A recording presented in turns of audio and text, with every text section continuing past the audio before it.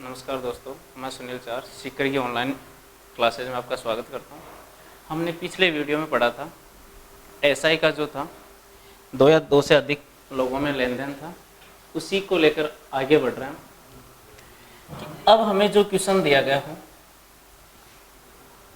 कि हमें क्वेश्चन यूँ दे दिया जाए कि किसी धनराशि पर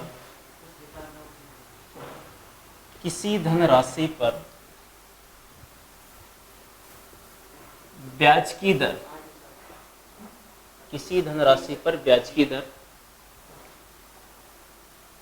5% से घटाकर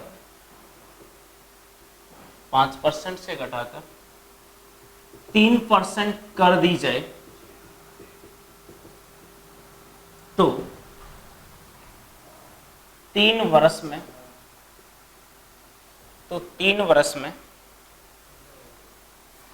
120 रुपए कम प्राप्त होता है। तो वह धनराशि क्या है? देखो, किसी धनराशि पर ब्याज की दर 5% से घटाकर कितने परसेंट की जाए? 3%। पिछले क्वेश्चन में हमने पढ़ा था कि बढ़ा दी जाए तो अधिक प्राप्त होते हैं, और यहाँ क्या प्राप्त हो रहा है? कम। यहाँ इसने कहा 5% से घटाकर कितने परसेंट कर दी गई है? 3% कर दी गई है। 5% से घटाकर कितने परसेंट कर दी गई है? 3%। कि यहाँ से यहाँ तक एक साल में जो कम हुई है वो कितने परसेंट हुई है? 2% हुई है। एक साल में जो हुई है वो कितने परसेंट कम हुई है? 2%। ये कितने वर्षों की बात कर रहा है? 3 वर्षों की। तो इंटू किससे कर दूं? 3 से। कि जो ब्याज मिलेगा वो 6% कम मिलेगा, और इस 6% की जो वैल्यू है हमारे पास कितनी है? 120 है। 1% की जो वैल्यू होगी वो 120 अपॉन क्या होगी? 6।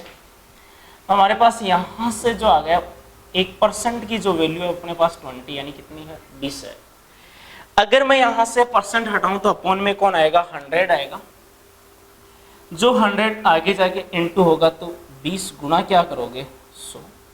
तो अपने पास कितना आ गया? 2000 रुपये आ गया। कितना आ गया? 2000 रुपये।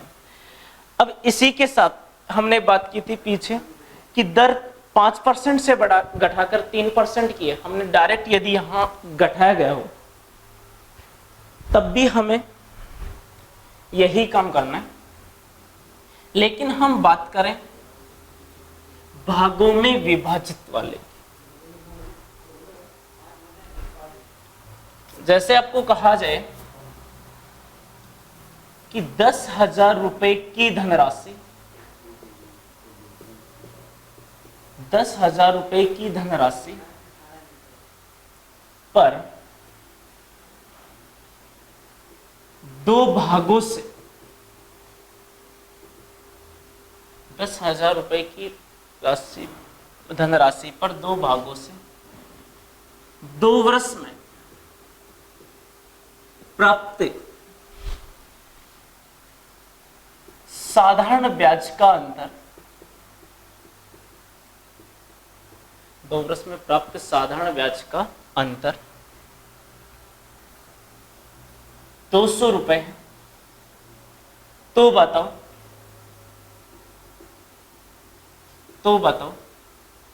दरों में अंतर क्या है? अंतर क्या है? इसने कहा 10,000 रुपए की धनराशि पर 2 भागों से, 2 भागों में या 2 भागों से कहकर यहाँ स्रोतों से कह सकता से 2 वर्ष में प्राप्त साधारण ब्याज का अंतर 200 रुपए है।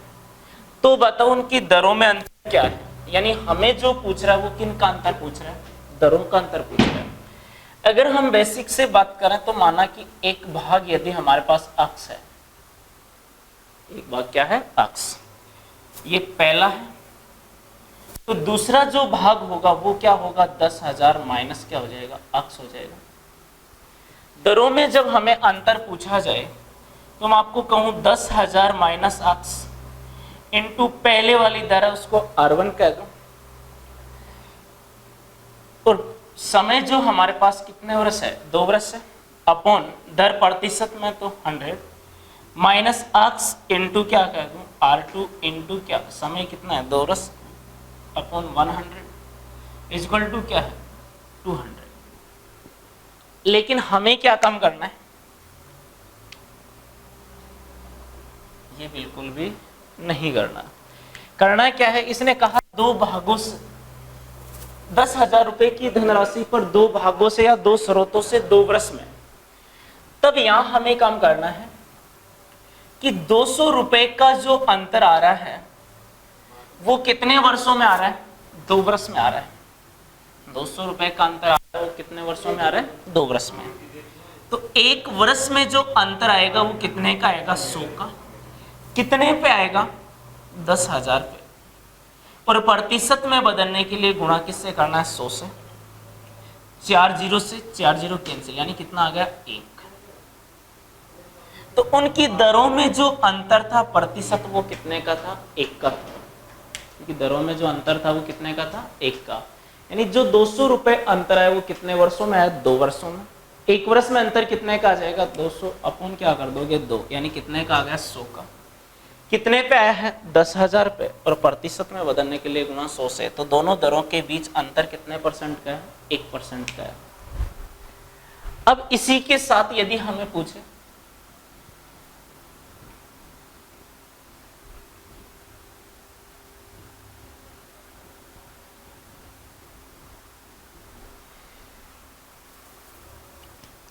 हमें कहा जाए कि कुल जो राशि है वो कितने रुपए हो, 1500 रुपए। समय जो हमें दे रखा है वो दे रखा है 3 वर्ष। और जो ब्याज का अंतर है, ब्याज का अंतर है वो हमें दिया गया 13 रुपए 50 पैसे, यानी 13.50 रुपए। और हमें जो पूछा है वो दरों में अंतर पूछा है। दरों में क्या पूछा है, अंतर पूछा है। देखो ऐसी स्थिति में क्या करना है हमें कि जो अंतर है वो कितने का है, 13 रुपए 50 पैसे का। कितने वर्षों का है, 3 वर्ष का है। तो हमें कितने वर्ष का चाहिए, 1 वर्ष का। किस पे है ये, 1500 रुपए पे। और प्रतिशत में बदलने के लिए गुणा किससे कर दें, 100 से। 2 जीरो से 2 जीरो। अब देखो यहां जब हम बात करें कि डिवाइड करूं किससे, 15 से, तो पॉइंट यहां क्या है अपने पास 9, और 9 को डिवाइड किससे करूं, 3 से। तो अपने पास अंतर आ गया 0.3%। तो दोनों दरों के बीच अंतर कितने का है, 0.3% का।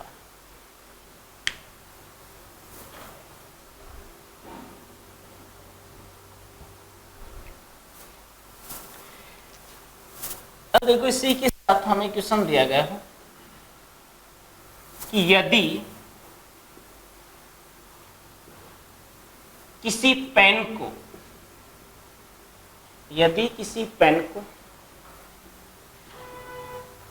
नगद 50 रुपए में खरीदा जा सकता है,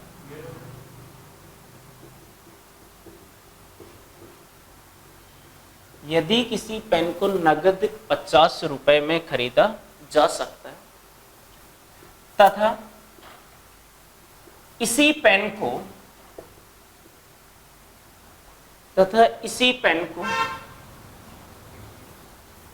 20 रुपए नगद भुगतान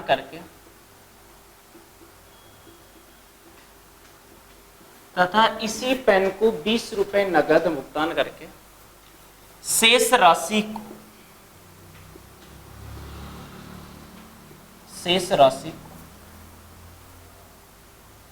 8 रुपए प्रति माह की 4 मासिक किस्तों में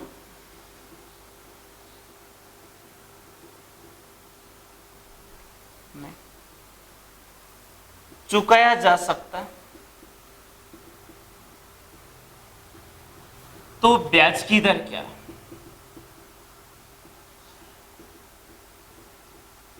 तो ब्याज की दर क्या है, कह रहा है कि यदि किसी पेन को नगद 50 रुपए में खरीदा जा सकता है तथा इसी पेन को 20 रुपए नगद भुगतान करके शेष राशि को 8 रुपए प्रति माह की 4 मासिक किस्तों में चुकाया जा सकता है, तो बताओ ब्याज की दरें क्या है। कि यहाँ ये कह रहा है कि पेन की जो कीमत है वो अपने पास कितने रुपए है, 50 रुपए, तथा इसी पेन को खरीद सकते हैं 20 रुपए नगद देख के 4 मासिक किस्तों में, और प्रत्येक किस्त की जो राशि है वो कितने रुपए है, 8 रुपए है। देखो जब यहां से हम बात करें कि 50 रुपए उसकी कीमत थी, ये कब थी, जब हम क्या कर रहे थे, नगद भुगतान कर रहे थे, तथा इसको हमने खरीदा 20 रुपए हमने दिए हैं नगद, तो जो शेष राशि बच गई वो कितने रुपए बच गई, 30 रुपए। शेष जो राशि बची हुई है वो कितने रुपए बची हुई है, 30 रुपए बची हुई है। इसने कहा 8 रुपए की प्रतिमाह 4 मासिक किस्तों में, तो 8 रुपए की कितनी किस्त है, 4 किस्तें हैं, तो टोटल अपने पास कितने रुपए हो गए, 32 रुपए। उसके रुपए कितने थे, 30, जबकि हमें रुपए देने कितने, 32। तो ब्याज के रूप में जो रुपए मिल रहे हैं वो रुपए मिल रहे हैं हमें 2 रुपए।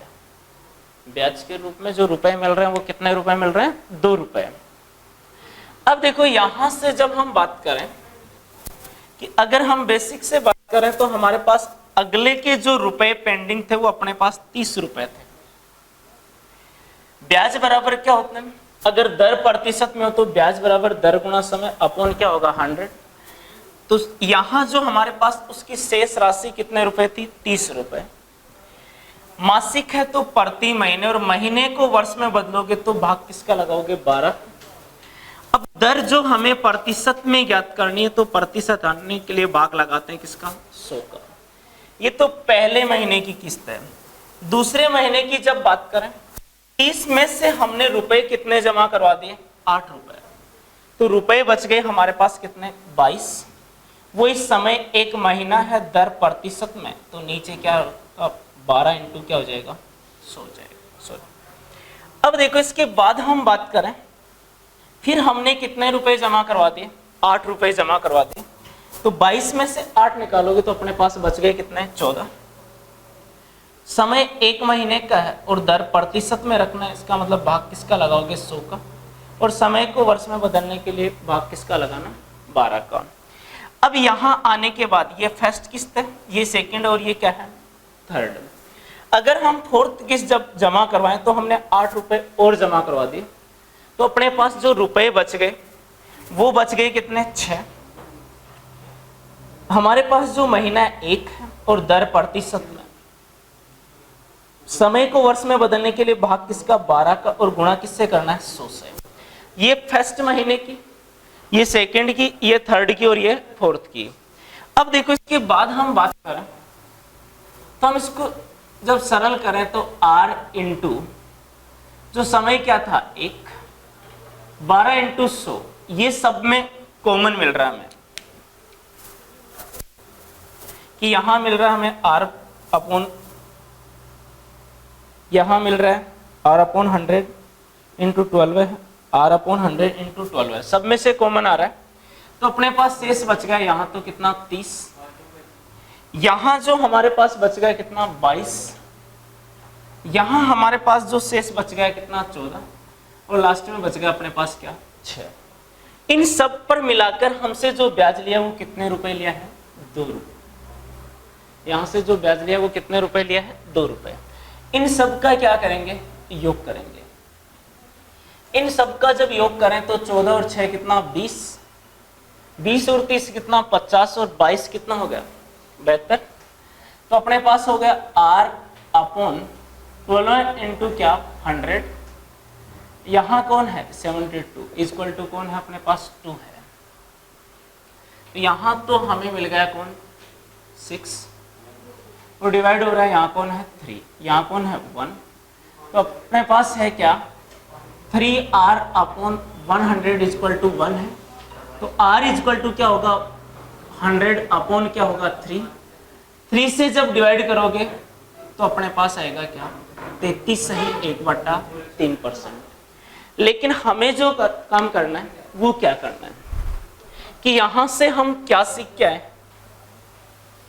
कि ये पहले कंफर्म हो गया कि जब हम किस्त के रूप में जमा करवाएंगे, अगले के कितने रुपए पेंडिंग है, 30 रुपए पेंडिंग है, जैसे ही हम पहले किस्त जमा करवा देंगे तो अपने पास रुपए बचेंगे कितने, 22। दूसरी किस्त जब जमा करवा देंगे अपने पास रुपए बचेंगे कितने, 14। तीसरी किस्त जमा करवाएंगे अपने पास रुपए बचेंगे 6। चौथी किस्त जब जमा करवाएंगे तो मान किस में आ रहा है, माइनस में आ रहा है।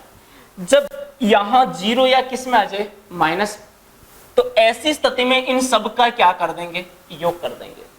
कि हमने शुरू किससे किया कि जो शेष बची राशि है उसमें से किस्त हटाते जाओ। पहली किस्त हमने हटा दी 8, तो 30 में से जब 8 हटाओगे तो बचेगा कितना, 22। फिर यदि 22 में से 8 हटाओगे बचेगा कितना, 14। और 14 में से 8 हटाओगे बचेगा कितना, 6। फिर 6 में से 8 हटाओगे तो मान किस में जा रहा है, माइनस में। जो माइनस में जा रहा है वो हमारे पास क्या है, ब्याज है।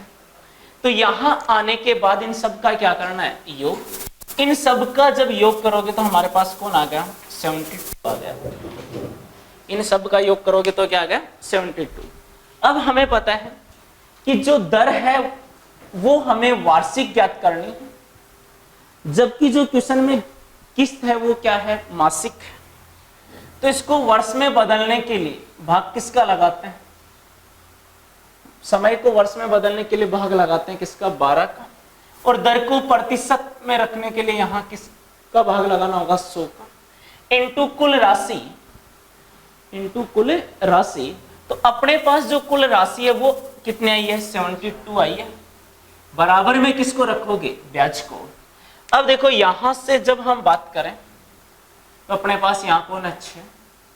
तो अपने पास हो गया 6r अपॉन 100 इक्वल टू कौन है, 2। तो r इक्वल टू क्या होगा, 2 अपॉन 6 इंटू क्या होगा, इंटू में ऊपर कौन चला जाएगा, 100। यहाँ तो कौन है, 3। और 3 से जब डिवाइड करोगे तो अपने पास 33 सही 1/3%। यानी हमें सिर्फ और सिर्फ इतना ही करना है कि जो पेंडिंग राशि है उसमें से किस्त हटाते जाओ।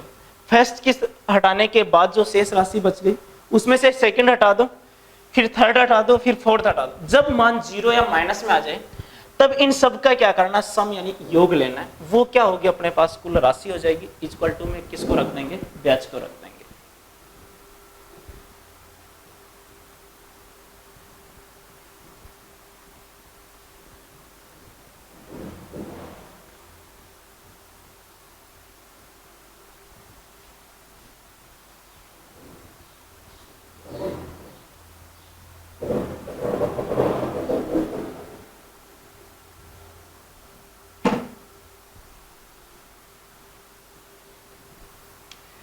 अब देखो इसी के साथ ही यदि हम बात करें तो हमें क्वेश्चन यूं दिया होगा,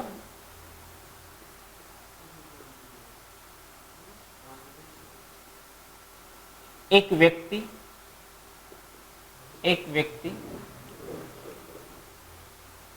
300 रुपए प्रतिमाह है, 300 रुपए प्रतिमाह की 3 सम्मान वार्षिक किस्तों में यदि एक व्यक्ति 300 रुपए प्रतिमाह की 3 सम्मान वार्षिक किस्तों में 10% वार्षिक साधारण ब्याज की दर से, साधारण ब्याज की दर से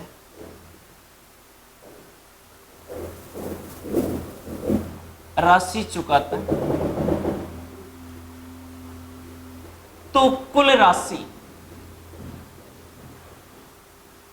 क्या है।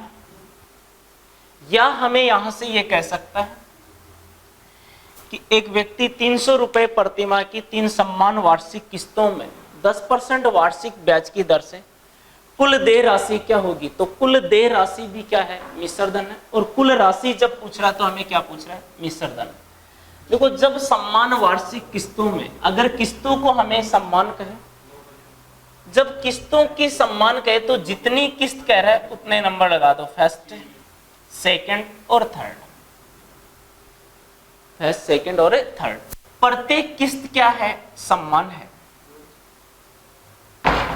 प्रत्येक किस्त क्या है, सम्मान है। तो प्रत्येक किस्त सम्मान है तो प्रत्येक किस्त अपनी जगह कितने परसेंट है, 100% है। और जब किस्त अदा करेंगे तो इनके साथ क्या देंगे, इनका ब्याज भी देंगे। जो पहली किस्त होगी, जब सम्मान वार्षिक किस्तों में कहा जाए तो पहली किस्त हमेशा एडवांस होगी। तो पहली किस्त एडवांस होगी तो उसके लिए समय हमारे पास क्या होगा, 0 होगा। जो दूसरी किस्त होगी वो कितने समय बाद मिलेगी हमें, 1 वर्ष बाद।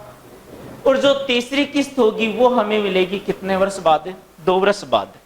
हमें पता है किस्त के साथ जो हमें देना होगा उसका ब्याज, तो समय हमारे पास है, दर हमारे पास जो दी गई है वो कितनी है, 10%। तो इनटू किससे कर दूं, 10 से। तो पहली किस्त तो कितने परसेंट बची अपने पास, 100% बची है कि ब्याज क्या हो गया, 0। दूसरी किस्त है वो हमारे पास कितने परसेंट है, 110% है।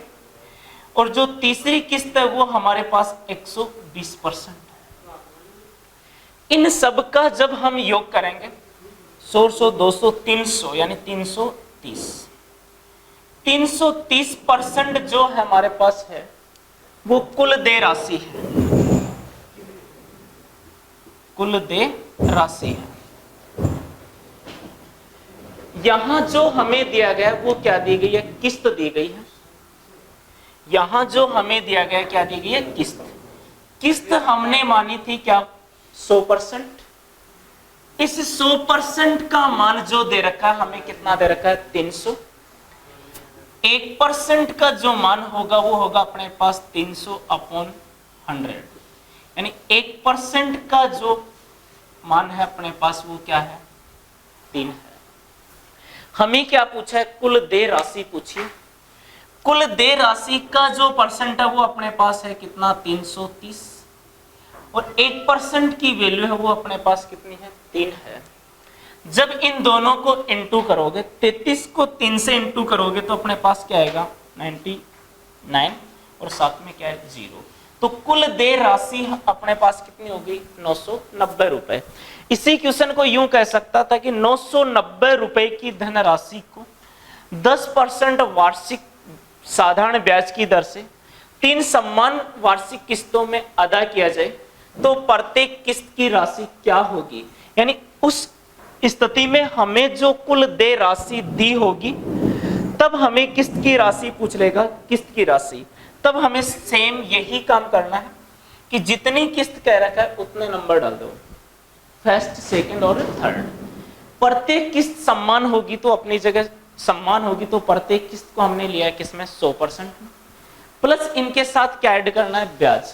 पहली किस्त यदि सम्मान कहा गया तो हमेशा एडवांस होगी, तो पहली किस्त के लिए समय हमारे पास क्या होगा, 0। दूसरी किस्त फिक्स 1 वर्ष बाद, तीसरी किस्त 2 वर्ष बाद, यानी 0 से आप शुरुआत कर देना। ये पहली किस्त में देय राशि, ये दूसरी किस्त में देय राशि और ये तीसरी किस्त में देय राशि। तो कुल देय राशि अपने पास आ जाएगी 330। ये कुल देय राशि है, इसका जो मान हमें दे रखा है कितना, 990। 1% का जो मान आ रहा है वो अपने पास कितना आ रहा है, 3। अगर हमें किस्त की राशि पूछी जाए तो किस्त की राशि अपनी जगह कितने परसेंट है, 100%। 100 गुणा 3 करोगे तो कितने परसेंट हो गया, 300%।